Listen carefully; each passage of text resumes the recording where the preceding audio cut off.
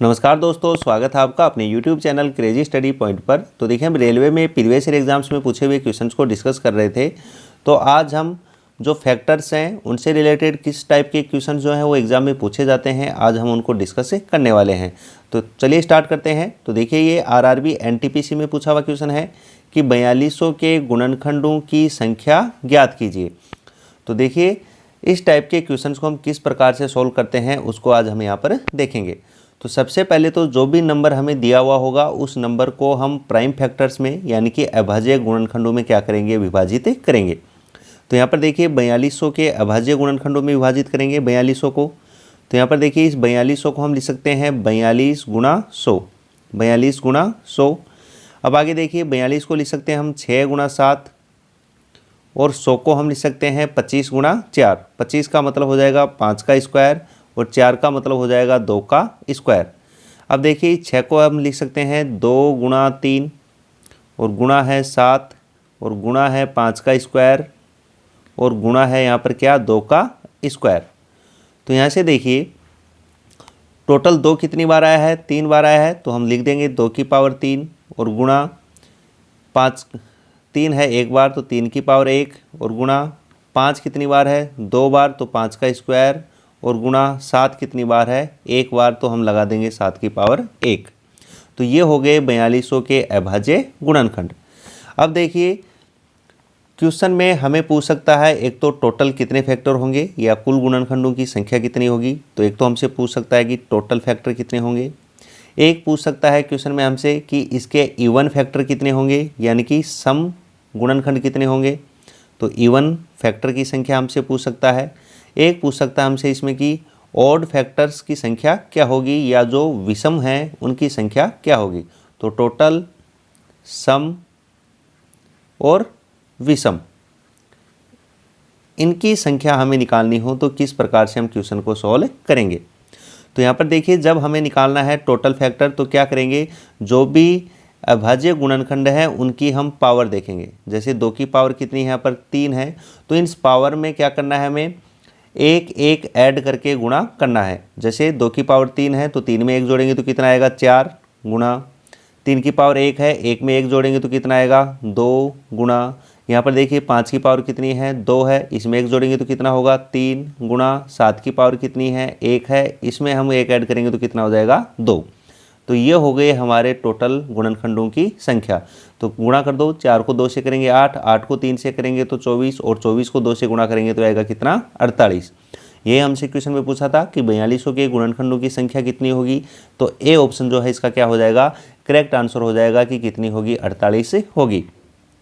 दूसरा देखिए, यदि इसमें हमसे पूछा होता कि इसके सम गुणनखंडों की संख्या क्या होगी। तो देखिए सम गुणनखंडों की संख्या देखने के लिए जो 2 होगा उसकी पावर हमें चेंज नहीं करना है, क्योंकि 2 क्या है, एक सम संख्या है। तो इसकी पावर हमें चेंज नहीं करना है, तो इसकी पावर इतनी लेनी है हमें, इसमें हमें ऐड नहीं करना है। तो लिखेंगे 3 गुणा, आगे देखिए बाकी जो भी हैं उनमें सब में हमें क्या करना है, ऐड करना है। तो यहाँ पर देखिए 3 गुणा, 3 की पावर 1 है तो इसमें 1 ऐड करेंगे तो हो जाएगा 2, 5 की पावर 2 है, 1 ऐड करेंगे तो 3 और 7 की पावर 1 है, 1 ऐड करेंगे तो कितना हो जाएगा, 2।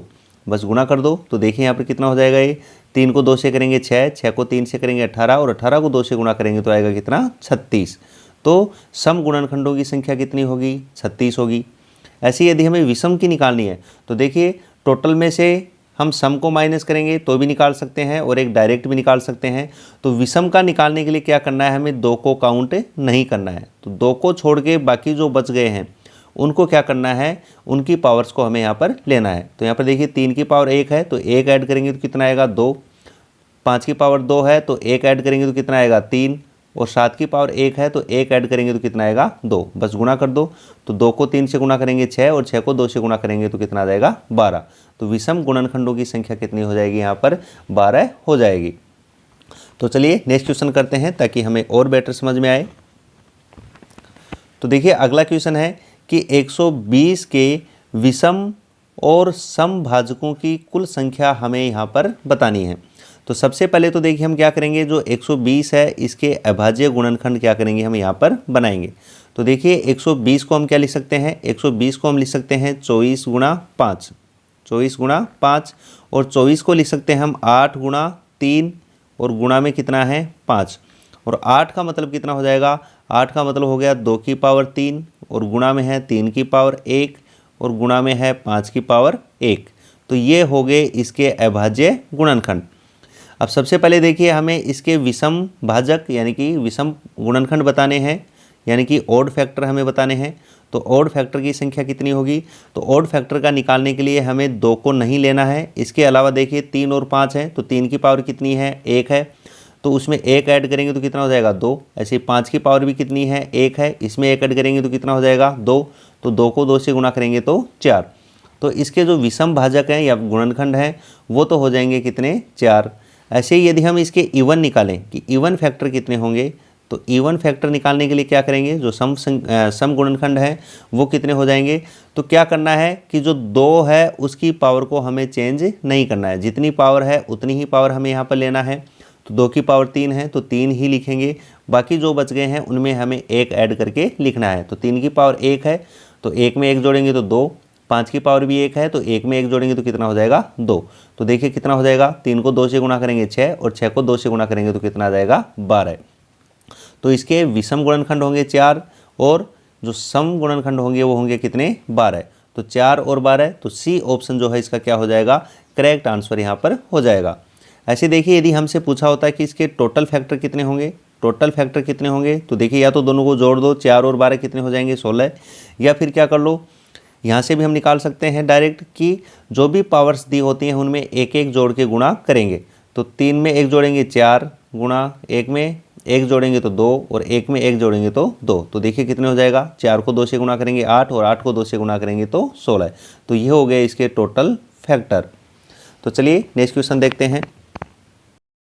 तो देखिए नेक्स्ट क्वेश्चन है, ये भी आरआरबी एनटीपीसी में पूछा हुआ क्वेश्चन है कि 2 की पावर 7 गुणा 3 की पावर 4 गुणा 5 की पावर 3 गुणा 7 की पावर 1 के कितने गुणनखंड जो हैं वो सम है। तो यहाँ पर हमें सम गुणनखंडों की संख्या या इवन फैक्टर्स की संख्या हमें यहाँ पर क्या करना है, बताना है।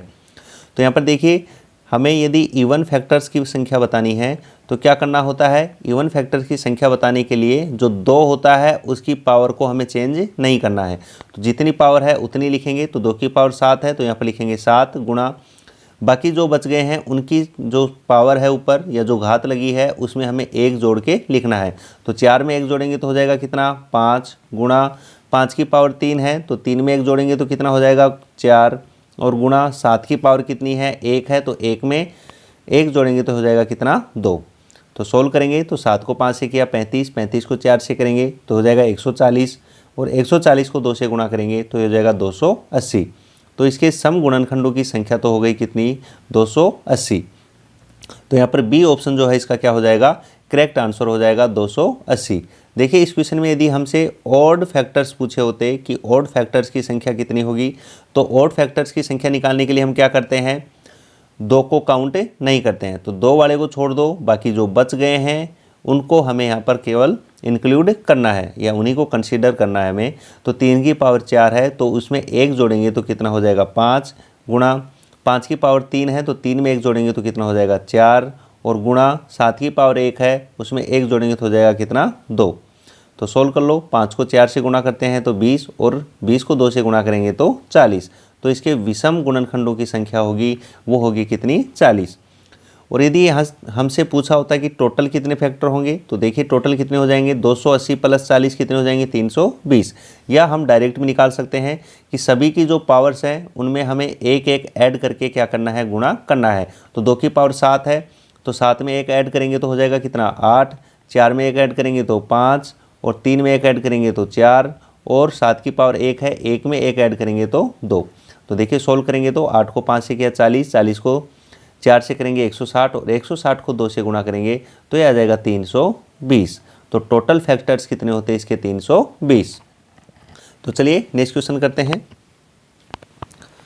तो देखिए अगला है कि 2 की पावर 8 गुणा 3 का स्क्वायर गुणा 5 का क्यूब और गुणा 7 की पावर 5। यहाँ पर हमें निकालना है कि इसके कितने गुणक जो हैं वो क्या है, सम है। इसके कितने गुणक जो हैं वो क्या है, सम संख्याएं होंगी। तो तो यहाँ पर देखिए सम संख्याएं निकालनी है, यानी कि इवन फैक्टर्स हमें निकालने हैं। तो इवन फैक्टर्स निकालने के लिए हम क्या करते हैं, तो जो 2 है उसकी पावर को चेंज नहीं करते हैं। तो इसकी पावर कितनी है, 8 है, तो उसको तो हमें केवल 8 ही लिखना है। बाकी जो बच गए हैं उनमें एक एक जोड़ के करो। तो यहाँ पर देखिए 3 का स्क्वायर था, मतलब 3 की पावर 2 है, इसमें एक ऐड करेंगे तो आ जाएगा कितना, 3, और गुणा यहाँ पर 5 का क्यूब है, तो इसमें एक ऐड करेंगे तो ये हो जाएगा कितना, 4, गुणा 7 की पावर 5 है, इसमें एक ऐड करेंगे तो कितना हो जाएगा, 6। तो बस गुणा करना है इनको। तो देखिए कितना हो जाएगा, 8 को 3 से गुणा करेंगे तो आएगा कितना, 24, और 6 को भी 4 से गुणा करेंगे तो 24, और 24 को 24 से गुणा करते हैं तो ये होता है 576। तो सी ऑप्शन जो है इसका क्या हो जाएगा, करेक्ट आंसर यहाँ पर हो जाएगा। तो चलिए नेक्स्ट क्वेश्चन देखते हैं। तो यहाँ पर देखिए हमें पूछा है कि 2 की पावर 9 गुणा 3 की पावर 5 गुणा 5 की पावर 4 और गुणा 7 की पावर 6 के कितने गुणक जो हैं वो विषम संख्याएं होंगी। तो यहाँ पर देखिए विषम फैक्टर्स हमें यहाँ पर बताने हैं। तो ऐसी कंडीशन में हमें 2 को काउंट नहीं करना है, बाकी जो बच गए हैं उनको देखो। तो इनकी जो भी पावर दी हुई है, यदि हम ऑड फैक्टर्स निकालते हैं तो 2 को कंसीडर नहीं करते हैं, और जो बाकी बच गए हैं उनकी पावर्स में एक एक ऐड करके क्या करना है, गुणा करना है। तो यहाँ पर देखिए 3 की पावर 5 है, तो 5 में 1 जोड़ेंगे तो हो जाएगा कितना, 6, गुणा 4 में 1 जोड़ेंगे तो 5, और 6 में 1 जोड़ेंगे तो कितना आ जाएगा, 7। तो बस सोल्व कर लो। तो 6 को 5 से गुणा करेंगे तो 30, और 30 को 7 से गुणा करेंगे तो आ जाएगा कितना, 210। तो सी ऑप्शन जो है इसका क्या होगा, यहाँ पर राइट आंसर हो जाएगा। नेक्स्ट क्वेश्चन देखिए। यहाँ पर देखिए हमसे पूछा है कि 256 के कितने गुणनखंड जो हैं वो पूर्ण वर्ग यहाँ पर होंगे। तो देखिए इस क्वेश्चन को सॉल्व करने से पहले हम यहाँ पर एक एग्जाम्पल के थ्रू इसको समझते हैं। जैसे मान लो हमें दिया हुआ हो 2 की पावर 3 गुणा 5 की पावर 4 और गुणा 7 की पावर 10 ऐसे दिया हुआ हो, और पूछे कि इसके कितने गुणनखंड जो हैं वो क्या होंगे, पूर्ण वर्ग होंगे। तो ऐसी कंडीशन में हमें क्या करना है, इनकी पावर्स को 2 से क्या करना है, डिवाइड करना है। इनकी पावर्स को क्या करना है, 2 से डिवाइड करना है। तो यहाँ पर देखिए 3 में 2 का भाग देंगे तो कितनी बार जाएगा, 1 बार जाएगा, हमें पूरा पूरा मान लेना है। और यहाँ पर देखिए 4 में 2 का भाग लगाएंगे तो 2 आएगा, और यहाँ पर 10 में 2 का भाग लगाएंगे तो कितना आएगा, 5 आएगा। बस क्या करना है, एक एक जोड़ के क्या करेंगे, इनको गुणा कर देंगे। तो 1 में 1 जोड़ेंगे तो कितना आएगा, 2, 2 में 1 जोड़ेंगे तो कितना आएगा, 3, और 5 में 1 जोड़ेंगे तो कितना आएगा, 6। तो इसमें पूर्ण वर्ग गुणनखंड कितने हो जाएंगे, 2 को 3 से करेंगे 6, और 6 को 6 से करेंगे तो 36। तो इस प्रकार से हमें करना होता है। तो देखिए इस क्वेश्चन को करते हैं हम कि 256 के कितने गुणनखंड जो हैं वो पूर्ण वर्ग होंगे। तो यहाँ पर देखिए 256 को सबसे पहले हम क्या लिखेंगे, अभाज्य गुणनखंडों में विभाजित करेंगे। तो देखिए 256 जो है ये जो होता है, ये होता है हमारा 2 गुणा 128 लिख सकते हैं। फिर इसको भी यदि हम ब्रेक करें तो 2 गुणा 128 को लिख सकते हैं हम 64। और यहाँ पर देखिए जो 64 होता है ये होता है 2 की पावर 6, और 2 ये हैं, तो टोटल कितना हो जाएगा, 2 की पावर 8। ये हो गया 2 की पावर 8। अब क्या करना है, हमें इसको 2 से क्या करना है, डिवाइड करना है। तो 2 से डिवाइड करेंगे तो कितना आएगा, 4। क्या आएगा, 4। तो इसमें 1 ऐड कर देंगे तो 4 + 1 कितना हो जाएगा, 5। तो इसमें टोटल जो पूर्ण वर्ग गुणनखंड होंगे वो कितने होंगे, 4 होंगे। तो डी ऑप्शन जो है इसका क्या हो जाएगा, यहाँ पर करेक्ट आंसर हो जाएगा। नेक्स्ट क्वेश्चन देखिए। अगला क्वेश्चन हमें दिया हुआ है कि 8 की पावर 10 गुणा 9 की पावर 7 और गुणा 7 की पावर 8 के गुणनफल में कुल अभाज्य गुणनखंडों की संख्या हमें यहाँ पर बतानी है। तो सबसे पहले तो देखिए जो 8 है इसको हम लिख सकते हैं 2 की पावर 3, और इसकी जो होल पावर है वो दे रखी है हमें कितनी, 10। और गुणा में देखिए 9 की पावर 7 है, तो 9 को हम लिख सकते हैं 3 का स्क्वायर, और इसकी पावर कितनी है, 7 है, और गुणा 7 की पावर कितनी है, 8 है। तो देखिए ये हो जाएगा 2 की पावर 30, और गुणा में 3 की पावर 14, और गुणा 7 की पावर 8। तो देखिए ये क्या हो गए हैं, अभी सभी अभाज्य गुणनखंड हो गए हैं। तो गुणनफल में कुल अभाज्य गुणनखंड हमें यहाँ पर क्या करना है, बताना है। तो यहाँ पर देखिए हमसे टोटल फैक्टर नहीं पूछे हैं, इस बात का ध्यान देना है। टोटल फैक्टर हमें यहाँ पर नहीं पूछे हैं, हमें बताना है कुल अभाज्य गुणनखंडों की संख्या। तो कुल अभाज्य गुणनखंडों की संख्या यदि हमसे पूछे तो जो इनकी पावर होती है अभाज्य गुणनखंडों की, उन्हीं को हमें सीधा सीधा क्या करना होता है, ऐड करना होता है। यदि टोटल फैक्टर हमसे पूछा होता तो टोटल फैक्टर हो जाते कितने, 30 में हम एक जोड़ते तो होता वो 31, और गुणा 14 में एक जोड़ते तो कितना होता 15, और गुणा 8 में एक जोड़ते तो कितना होता 9। तो ये हो जाते इसके कुल गुणनखंड। लेकिन हमसे पूछा है कि कुल अभाज्य गुणनखंड कितने होंगे। तो कुल अभाज्य गुणनखंड क्या होंगे, तो देखिए ये सभी क्या है, अभाज्य गुणनखंड ही हैं। तो इनकी पावर्स को हमें क्या करना है, डायरेक्ट ऐड करना है। जो भी पावर है उन्हीं को हमें क्या करना है, ऐड करना है। तो यहाँ पर देखिए पावर क्या है, इसकी 30 है, तो 30 प्लस 14 और प्लस 8 ये होंगे इसके अभाज्य गुणनखंड। तो बताओ कितना हो जाएगा, 30 और 14 कितने हो गए 44, और 8 कितने हो गए 52। तो इसके अभाज्य गुणनखंड कितने होंगे, वो 52 होंगे। तो सी ऑप्शन जो है इसका क्या होगा, राइट आंसर यहाँ पर हो जाएगा। तो ये आपको ध्यान रखना है, यहाँ पर हमसे कुल अभाज्य गुणनखंड पूछे हैं, टोटल फैक्टर नहीं पूछे हैं, कुल गुणनखंड नहीं पूछे हैं, कुल अभाज्य गुणनखंड यहाँ पर पूछे हैं। तो जो भी अभाज्य गुणनखंडों की पावर होगी उन्हीं को हमें क्या करना है, ऐड करना है। तो चलिए नेक्स्ट क्वेश्चन करते हैं। तो देखिए सेम ऐसा ही क्वेश्चन है, यहाँ पर भी हमें कुल अभाज्य गुणनखंड बताने हैं। ये ध्यान रखना है आपको कि कुल अभाज्य गुणनखंड यहाँ पर पूछे हैं, कुल गुणनखंड नहीं पूछे हैं। तो यहाँ पर देखिए 16 की पावर 7 है, तो 16 को हम क्या लिख सकते हैं, 2 की पावर 4। तो 2 की पावर 4 और इसकी होल पावर कितनी है, 7।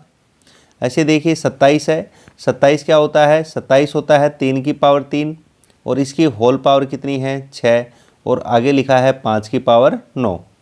तो यहाँ पर देखिए 2 की पावर हो जाएगा 28 गुणा 3 की पावर हो जाएगा कितना 18, और गुणा 5 की पावर कितना है 9। तो इसके अभाज्य गुणनखंड बताने, कुल अभाज्य गुणनखंड क्या होंगे। तो देखिए सभी अभाज्य गुणनखंड है, तो इनकी पावर्स को क्या करना है, हमें डायरेक्ट ऐड करना है। तो 28 प्लस 18 और प्लस 9, तो देखिए कितने हो जाएंगे ये, तो 9 8 17, 17 और 8 कितने होंगे 25, 5, और यहाँ पर देखिए 1 2 3, 3 और 2 कितने हो जाएंगे 5। तो टोटल जो इसके अभाज्य गुणनखंडों की संख्या होगी वो होगी 55। तो सी ऑप्शन जो है इसका क्या होगा, करेक्ट आंसर यहाँ पर हो जाएगा।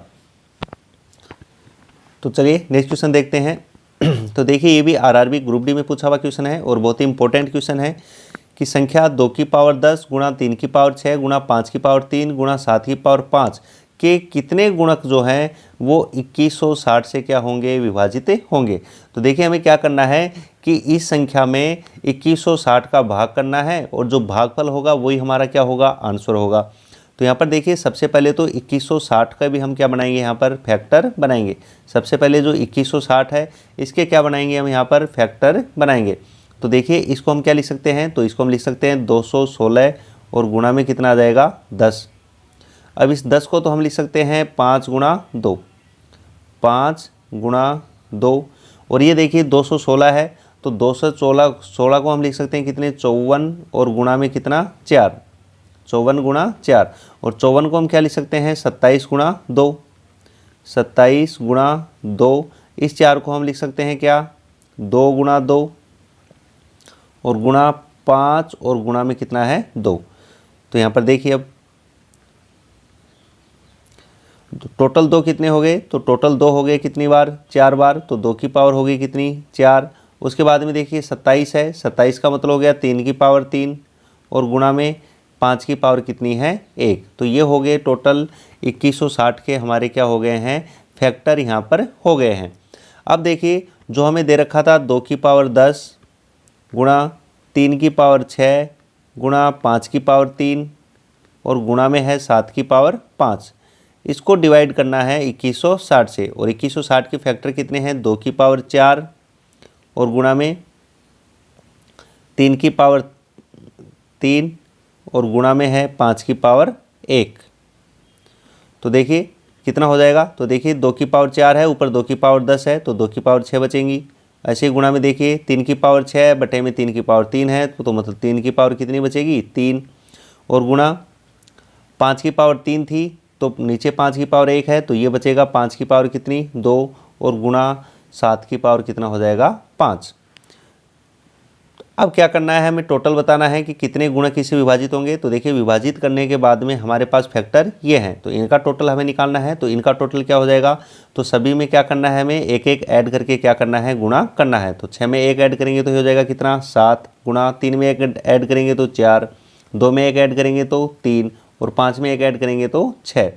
तो देखिए कितना हो जाएगा, ये हो गया 7 को 4 से गुणा करना है 28, 28 को 3 से गुणा करना है तो 84 और गुणा में कितना है 6। तो 84 को गुणा करना है हमें किससे, 6 से। तो देखिए कितना होगा, 6 चौक 24 और 6 को 8 से गुणा करेंगे तो आएगा 48, 48 और 2 कितना हो जाएगा 50।